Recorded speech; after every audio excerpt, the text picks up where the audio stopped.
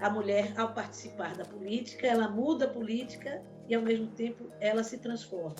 Ela também muda. É uma bandeira fundamental, uma bandeira estratégica, uma bandeira estruturante para que a gente possa ter um desenvolvimento do nosso país. É o espaço de quem vota, é o espaço de quem se coloca à disposição para ser candidato, e é importante que a gente possa cada vez mais levar a sério. A gente tem essa força, a gente tem essa capacidade e a gente tem principalmente o direito de votar, o direito de ser votado.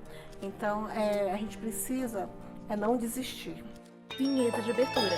Diversos círculos de cor preta e lilás se formam e se desfazem no cenário de maneira consecutiva. Escrito em círculo branco e fundo violeta, documentário. Escrito em círculo lilás e fundo preto, mulheres na política. Marias, Anas, Franciscas, Antônias, Adrianas. As mulheres são maioria na população brasileira e também no eleitorado. Mas a participação na política é marcada por uma grande disparidade. Por um lado, o voto feminino é decisivo. Dos 148 milhões de eleitores aptos a comparecer às urnas em 2020, 52,5% são mulheres. 3 em cada 5 municípios já contam com mais eleitoras. Por outro lado, somos minoria quando se trata das candidaturas. Em 1995 foi dado o primeiro passo para garantir maior representatividade feminina. A Lei 9.100 passou a prever a reserva de 20% de vagas para mulheres em disputa de cargos proporcionais. Em 2009, a Lei 12.034, a primeira mini-reforma eleitoral, foi além e criou a cota de 30% para cada gênero. Mas o que se vê na prática é que as mulheres continuam ficando com uma fatia bem menor nas urnas. Nas últimas eleições, em 2018, foram eleitas apenas 290 mulheres, o que representa 16,20% do total. No Congresso Nacional, por exemplo, esse número chegou a 77 deputadas e 7 senadoras, que, somando as que já estavam no cargo, formam uma bancada de 10 mulheres atualmente. Tivemos ainda a eleição de uma única governadora e de 161 deputadas estaduais em todo o país. Tudo isso mais de 90 anos depois que a primeira mulher alcançou um cargo público no Brasil. Mas espera aí, para contar essa história, nós temos que voltar no tempo. A esquerda vota em cor lilás. Alzira Soriano é o nome que marcou a trajetória da política brasileira. O voto feminino foi autorizado pela primeira vez em 1927.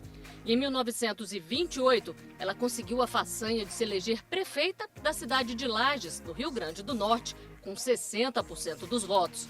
Não foi apenas a primeira prefeita eleita no Brasil, mas em toda a América Latina. Ela conseguiu se eleger a partir de uma articulação bem sucedida do movimento Michele Ferretti, co-diretora do Instituto Naquele momento Alziras. lutava pelo direito das mulheres poderem votar e serem candidatas nas eleições. E conseguiram convencer o governador do Rio Grande do Norte. Naquele momento o Brasil ainda tinha muita autonomia federativa, né? Então o governador do Rio Grande do Norte aprovou uma lei que permitia o voto e a candidatura de mulheres antes disso ser nacionalmente reconhecido no país. Em seu discurso de posse, Alzira destacou: as conquistas atuais, a evolução que ora se opera, abre uma clareira no convencionalismo, fazendo ressurgir nova faceta dos sagrados direitos da mulher. As mulheres foram conseguir no Brasil o direito de voto só em 1932. Lettering. E Em ainda 1932, assim, o voto feminino foram passou a todas valer as para todo o mulheres, país, sendo consolidado pela somente as Constituição de mulheres casadas com 1934. autorização dos seus maridos, ou então as mulheres viúvas que conseguissem comprovar a renda tinham direito de votar naquele momento, né? O voto foi ser um direito para o conjunto das mulheres brasileiras só na década de 40. A gente teve o direito ao voto reconhecido até antes de várias nações. Gabriela Hollenberg, Mas, na verdade, advogada. mesmo assim, a gente está atrás de várias outras que concederam direito de voto posteriormente, atrás no sentido de participação feminina na política, né, percentualmente falando. E eu atribuo a isso muito ao campo dos costumes. Na verdade, as mulheres ainda no Brasil ainda têm um papel, né, assim, exigido muito pela sociedade, imposto pela sociedade das tarefas domésticas, de cuidado com os filhos. Quando a gente olha para dentro de casa, mesmo quando os homens estão desempregados, as mulheres fazem mais tarefas domésticas do que eles, e quem diz isso são as pesquisas, né, do IBGE, não sou eu que estou dizendo. Então, exatamente por essa razão, a gente tem aí sim uma dificuldade para que essas mulheres se coloquem e tenham, de fato, sucesso, né, para estarem representadas.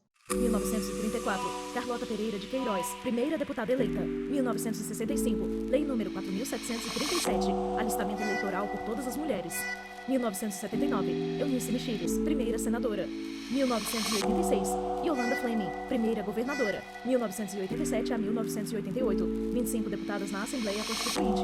Lídice da Mata, deputada constituinte. Nós, através do Conselho Nacional dos Direitos da Mulher, lançamos uma campanha Constituinte para Valer, tem que ter palavra de mulher.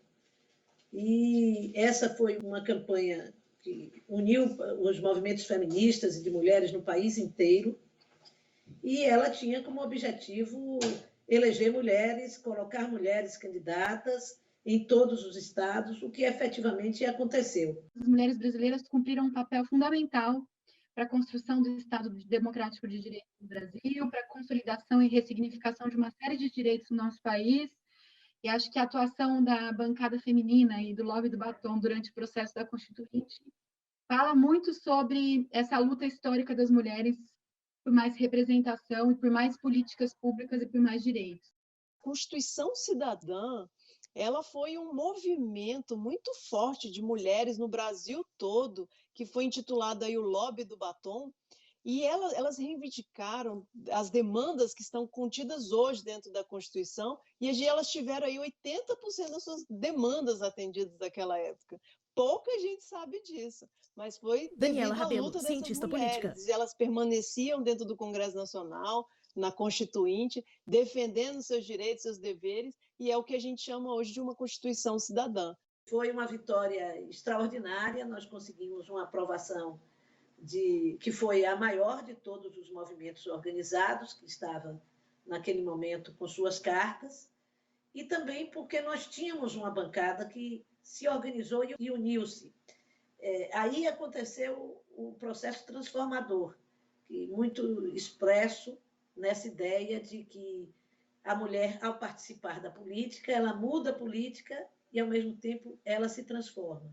Ela também muda. 1995, Lei nº 9.100, passou a prever 20% de vagas para a candidatura de mulheres nos cargos proporcionais. 2009, Lei nº 12.034, primeira mini-reforma, tornou obrigatório o mínimo de 30% e máximo de 70% para candidatura de Atualmente, os partidos apresentam um número maior de candidatos homens, de modo que, embora a cota seja de gênero, na prática ela acaba sendo uma cota para Júlia mulheres, Barcelos, né? assessora da presidência do TSE. E muitas vezes também, o que é um mínimo de 30%, acaba sendo tratado como um teto.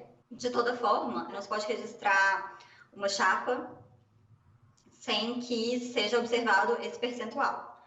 E, mais recentemente, o TSE tem admitido, né, o ajuizamento de ações de cassação também com fundamento na não apresentação de candidaturas efetivas, né, o que é comumente chamado de candidaturas laranjas, mas que, enfim, costuma-se preferir, na verdade, o termo candidaturas fraudulentas, que é quando se apresentam, por exemplo, mulheres que nem sequer sabiam que eram candidatas, que não deram anuência para que seu nome fosse usado.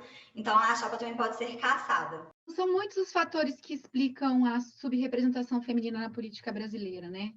Acho que as mulheres têm que lidar com uma série de obstáculos e desvantagens no processo político, no processo eleitoral, que ajudam a explicar esse resultado, né?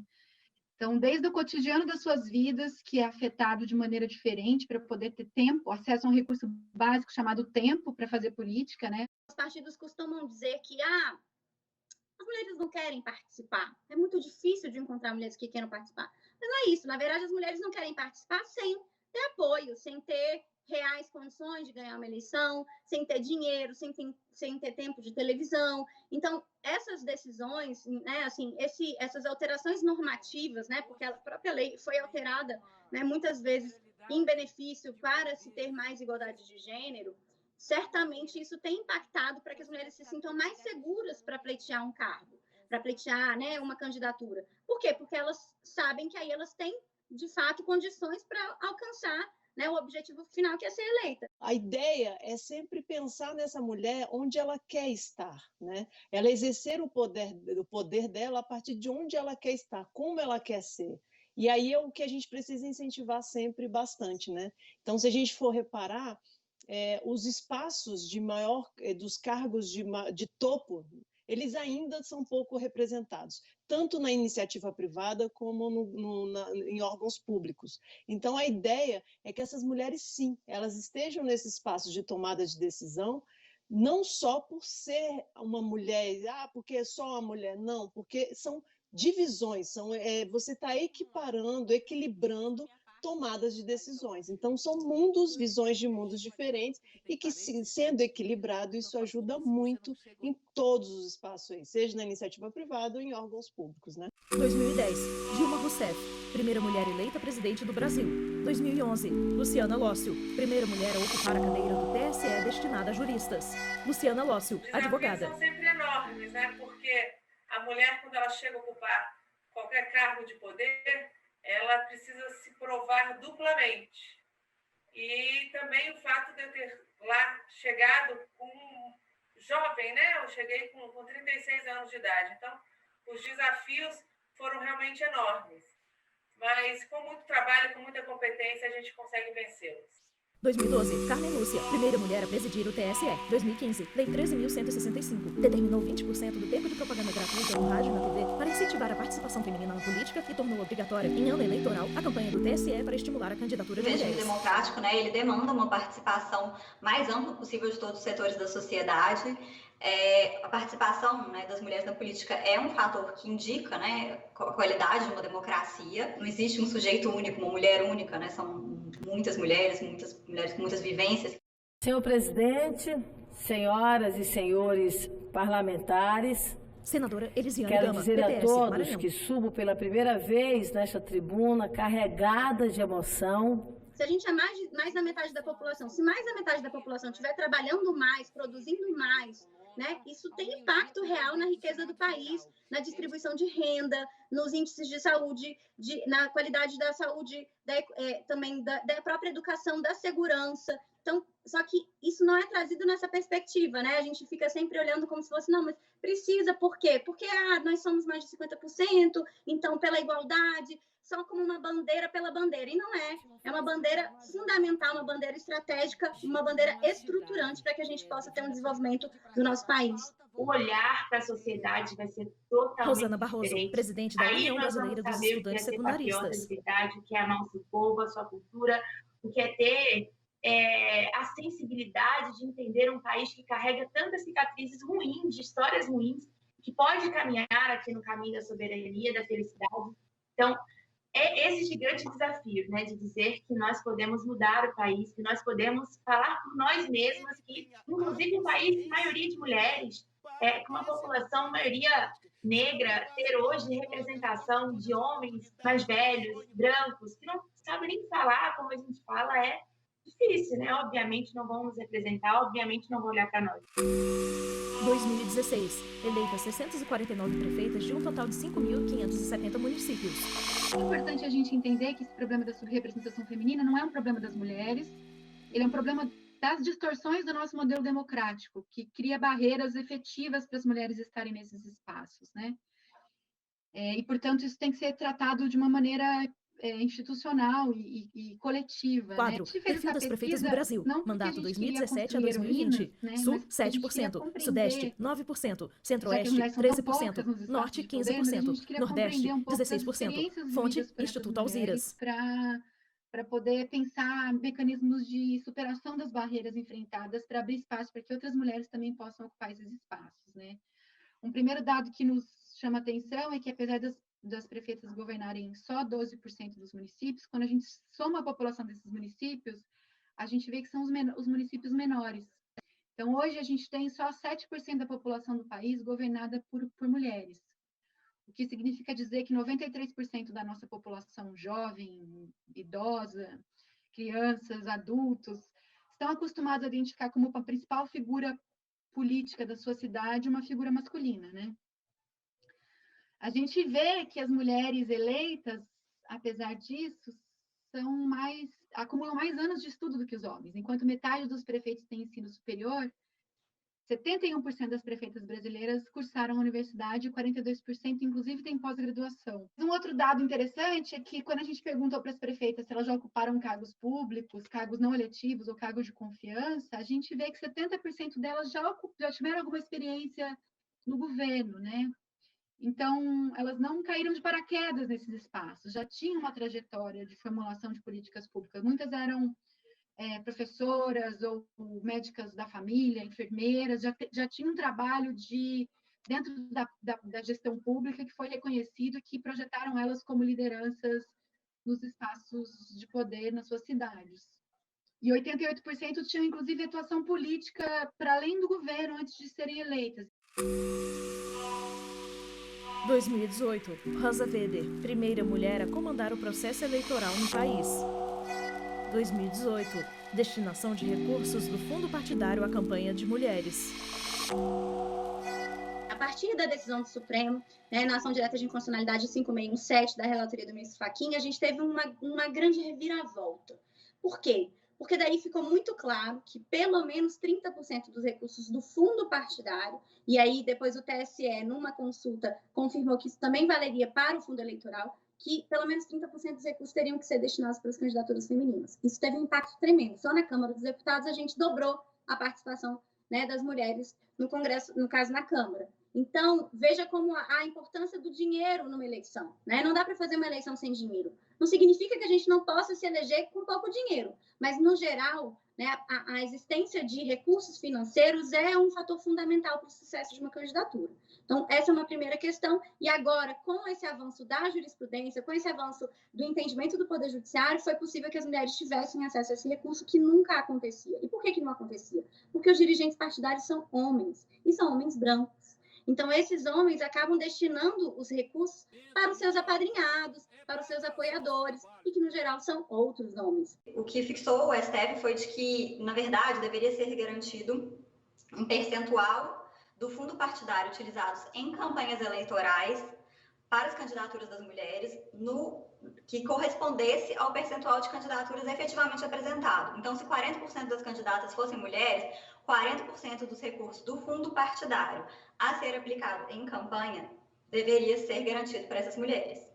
E, em sequência, foi formulada, então, uma consulta aqui no TSE para saber se esse entendimento também se estendia ao Fundo Especial de Financiamento de Campanha e ao tempo do rádio e TV, ao que o TSE respondeu que sim, e garantiu aí, então, as duas coisas mais importantes numa campanha e que efetivamente fazem diferença, que é a visibilidade e os recursos. Fizemos uma consulta ao TSE e caiu para ser relatora a ministra Rosa Weber, e ela efetivamente compreendeu que se havia uma lista que indicava 30% de candidaturas femininas, esta lista deveria corresponder ao fundo eleitoral. E foi mais dizendo que o fundo eleitoral deveria ser proporcional ao número de candidaturas. Lettering. Partidos políticos devem reservar pelo menos 30% dos recursos do fundo eleitoral para candidaturas em 2018, femininas. nós crescemos 50% de bancada de mulheres. Por que crescemos? Porque todos os partidos foram obrigados a colocar candidaturas femininas. Com esses 30% para a campanha delas, já ajuda bastante para que elas financiem a própria campanha, né? Então, é todo um crescente, mas é um crescente que a gente não pode deixar a luz se apagar depois que acabar a eleição de 2020, para depois acender em 2022. A gente precisa continuar falando sobre isso, né? Eu acho que avançamos muito nesse sentido. Existem várias pessoas hoje o tempo todo falando, né, as TVs abertas, falando sobre o poder da mulher, a presença da mulher nas instâncias de poderes, mas isso a gente precisa continuar, né, porque, como eu falei anteriormente, para vencer um preconceito, uma questão que é cultural, a gente precisa colocar conhecimento, a gente precisa falar constantemente sobre isso. E, ao mesmo tempo, a gente precisa apoiar essas mulheres que estão filiadas nesses partidos. Os partidos políticos têm que valorizar, de fato, cumprir as regras hoje existentes no nosso ordenamento jurídico para assegurar uma eleição legítima para que as mulheres participem com um mínimo de igualdade de chances com os homens. Então, os partidos têm que destinar os recursos financeiros para essas mulheres e a visibilidade por meio da propaganda eleitoral. E isso nós só passamos a ter no nosso ordenamento jurídico a partir das eleições de 2018 para cá. 2019. Joênia Batista Wapichana, primeira mulher indígena a tomar posse no Congresso Nacional. Joênia entra em seu gabinete. Há 2 mulheres sentadas. Joênia entrega bloco de anotações na mão de uma delas. Muito nova a política para nós, então o resultado surpreendeu todos, porque ninguém acreditava que eu teria Joênia Wapichana, deputada federal Roraima.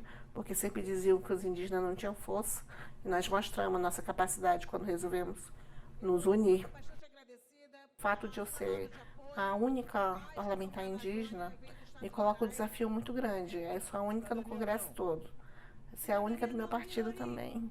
Então, isso é a parte da minoria, de uma posição que é minoria dentro desse sistema parlamentar. Então, é um grande desafio a partir de onde eu estou. Né?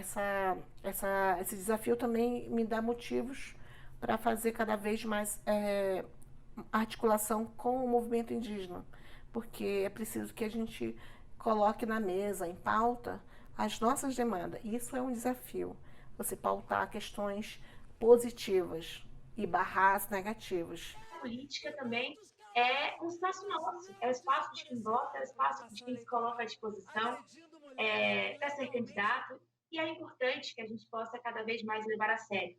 Nesse momento a gente tem uma onda muito grande, né, de jovens, meninas, inclusive, que não acreditam mais na política, que ficam enojados, não quero mais, não é espaço para mim, não tem gente que me representa. Pesquisa, dá uma olhada, porque tem. Nós precisamos ocupar esse espaço. A política é um meio de transformação da vida do povo brasileiro. 2020. TSE entende que eleições internas para escolha de dirigentes de partidos políticos devem seguir a regra dos 30% da cota de gênero nas candidaturas. Se você pegar um levantamento realizado pelo Tribunal Superior Eleitoral, o percentual de mulheres que integram os partidos políticos, ou seja, que são filiadas aos partidos políticos, você perceberá que esse percentual é de 44%. Ou seja, praticamente a metade de todos os filiados a partidos políticos são de mulheres.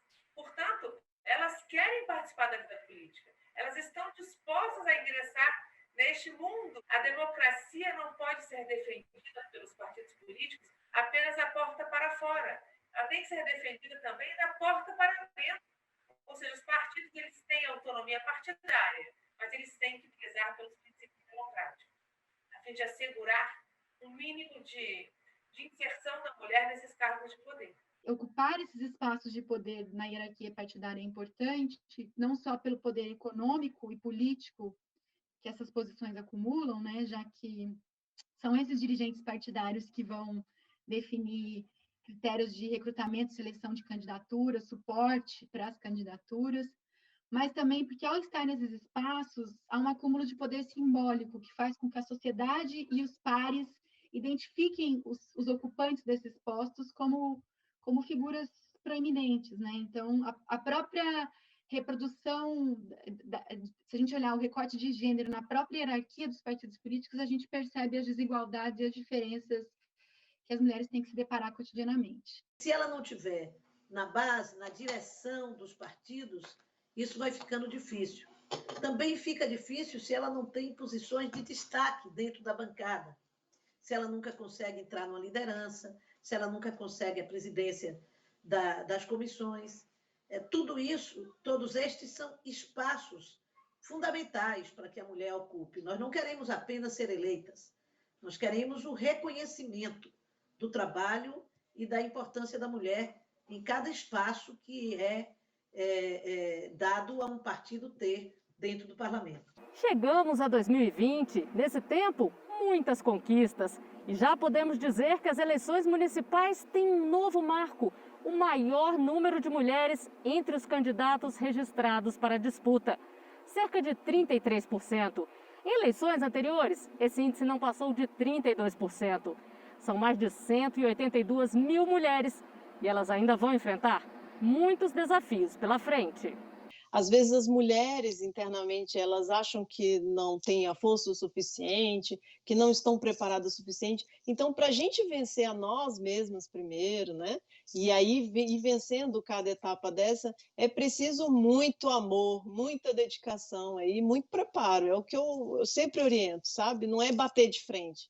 Eu sou da política que a gente não precisa nunca bater de frente nas coisas, nos sistemas, mas a gente, aos poucos, a gente vai chegando, sabe? Do nosso jeito, mostrando a nossa qualidade, a nossa força. Uma candidatura enfrenta muitos desafios e desafios ainda maiores, né? Quando, enfim, tem a questão de gênero envolvida, mas é muito importante, né, que as mulheres se candidatem. É importante saber que vocês têm apoio e que, bom, a gente espera que as mulheres sejam eleitas de fato. As municipais são eleições mais próximas, são pessoas que conhecem mais a nossa realidade, que sabem mais a nossa rua, são os vereadores, os prefeitos. Então, nós precisamos, inclusive, mudar isso, né? Porque quando a gente fala da política, a gente fala dos vereadores e os prefeitos. Eu acho que nessa eleição nós precisamos falar as vereadoras e as prefeitas. Nós somos cidadãos brasileiros, nós somos detentores de direitos constitucionais. O que a gente preza, o que a gente demanda, o que a gente requer é simplesmente o que está na lei, na Constituição. Sentar na mesa, entender, respeitar e compreender, eu acho que a gente vai avançar muito no Brasil. Mas esse é um desafio bastante longo, sério, e que precisa ser de várias pessoas, de várias frentes, para a gente chegar a esse estado. Jaqueline Moraes, vice-governadora do Espírito Santo. E hoje ocupo a cadeira de vice-governadora. Então é possível que a líder comunitária, que a pessoa que está lá no conselho, a mulher que está aí trabalhando como professora, como médica, advogada e tantas outras na sociedade, possa ocupar o espaço de poder, o espaço de decisão. Eu fui vereadora de Rio Branco e eu estou no meu 4º mandato de deputada federal. Perpétua Almeida, mas deputada não foi federal fácil Acre. Chegar até aqui. Por que não é fácil? Porque quando nós mulheres entramos na política, existe uma cobrança forte demais da sociedade para sermos melhores em tudo. Mãe e esposa exemplares, melhor política.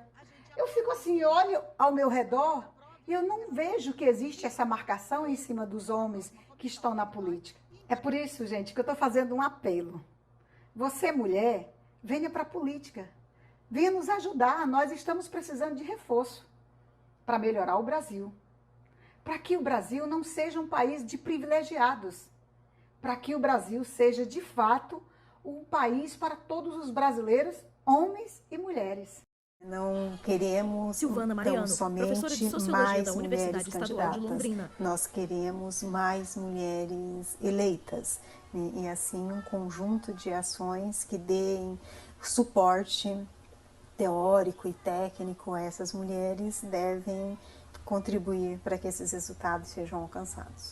Não é verdade que existam lugares para homens e para mulheres deputada na política. federal Piauí. Não é verdade que existam lugares para homens e para mulheres na sociedade. Então, se nós temos a possibilidade de concorrer, devemos concorrer com coragem, devemos concorrer com altivez, pedir votos e exercer os nossos mandatos com muita dignidade, responsabilidade e competência. Porque é assim que as mulheres fazem as coisas. Assim, com muita garra, com muita determinação e sem nos preocuparmos com os obstáculos. Soraya Santos, deputada federal Rio de Janeiro. Forma incrível, muito melhor, muito mais saudável se a gente tiver mulheres que são apaixonadas por aquilo que acreditam, porque isso é uma característica delas. Elas se movimentam dessa forma. Esse é o meu recado e dizer que eu tenho uma esperança de um Brasil muito mais inclusivo e eu tenho esperança de um Brasil que compreenda isso e que os homens e mulheres possam trazer em todos os níveis mais mulheres para a política. Créditos finais. Roteiro e edição, Flávia Metzger. Produção, Josiane Matos. Assistente de produção, Ana Rita Almeida e Luciano Oliveira. Imagens, Jair Vitor, Lúcio Ribeiro e Luiz Guilherme. Assistência técnica, Carlos Ferreira, Josenildo Júnior e Juvenal Alves. Montagem e finalização, Neuber Tavares. Direção de arte, Márcia Hoff. Videografismo, Leonardo Veloso. Agradecimentos, TV Câmara e TV Senado. Audiodescrição, Visuáudio. Roteiro, Kainan Leão. Narração, Ana Luísa De Franco. Núcleo de programação, Rosa Wazen. Núcleo técnico, Fábio Guedes. Núcleo de produção de programas, Flávia Soledade. Supervisão, Coordenadoria de Gestão da TV e Rádio Justiça. Secretaria de Comunicação Social, STF. Realização, TV Justiça Essencial 2020.